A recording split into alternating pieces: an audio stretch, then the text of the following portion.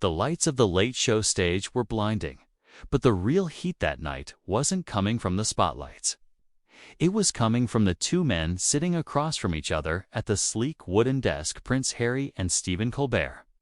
The audience had been buzzing with excitement when Harry walked out, his signature warm smile flashing as he waved to the cheering crowd.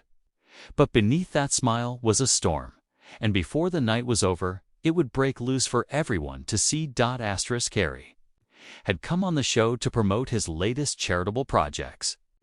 But Colbert, known for his sharp wit and direct questioning, couldn't resist pushing the conversation toward more controversial waters.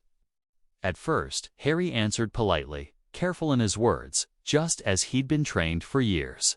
But when Colbert brought up the ongoing tensions between Harry, the British royal family, and the media, the air in the room shifted. Smiles faded. The polite tone cracked.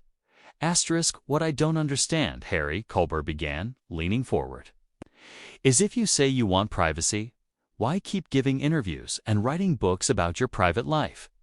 The question struck a nerve. Harry's jaw tightened.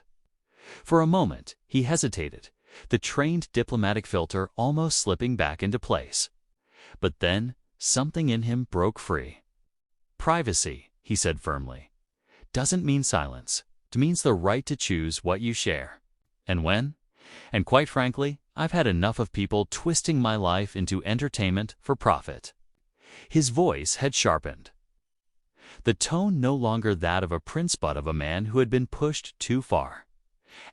Colbert chuckled lightly, trying to ease the tension. But don't you think the public has a right to the public? Recut. In his voice rising. The public doesn't know me. They know the version the press sold them, half-truths, lies, and cheap headlines. Do you have any idea what it's like to lose your mother because of that same system, and then watch it try to destroy your wife? I'm not here to play along anymore. The studio fell silent. Some audience members nodded. Others shifted uncomfortably. Colbert, still composed but clearly unsettled, tried to steer the interview back into lighter territory. But Harry wasn't done. His voice trembled now not with fear, but with raw emotion. I thought leaving the institution meant freedom.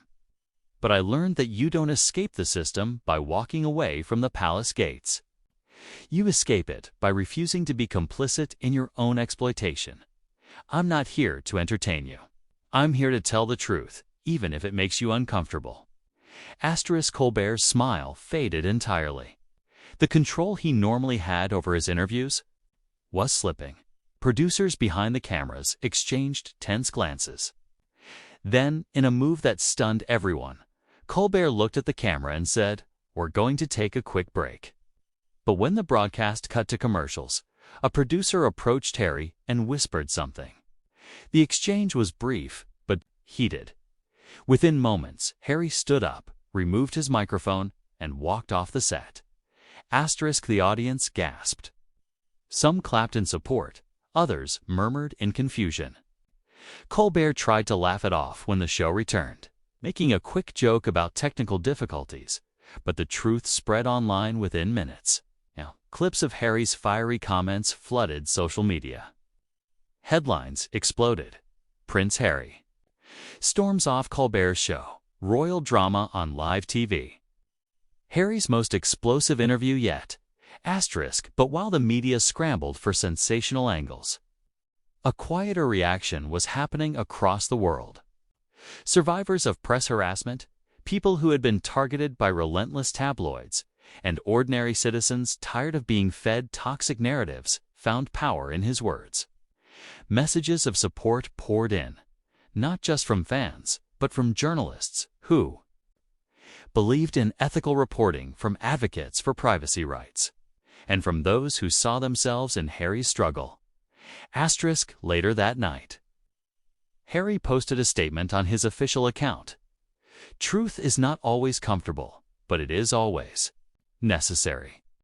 My family, my mental health, and my principles are worth more than a polite interview." Asterisk, the incident became a turning point, not just for Harry, but for the broader conversation about media accountability and the right to personal boundaries in the public eye. In walking off that stage, he sent a message to millions. You are not obligated to stay in places or conversations that diminish your dignity. Asterisk, the world had seen a prince lose his composure, but they had also seen a man reclaim his voice, and sometimes that's the most royal thing a person can do.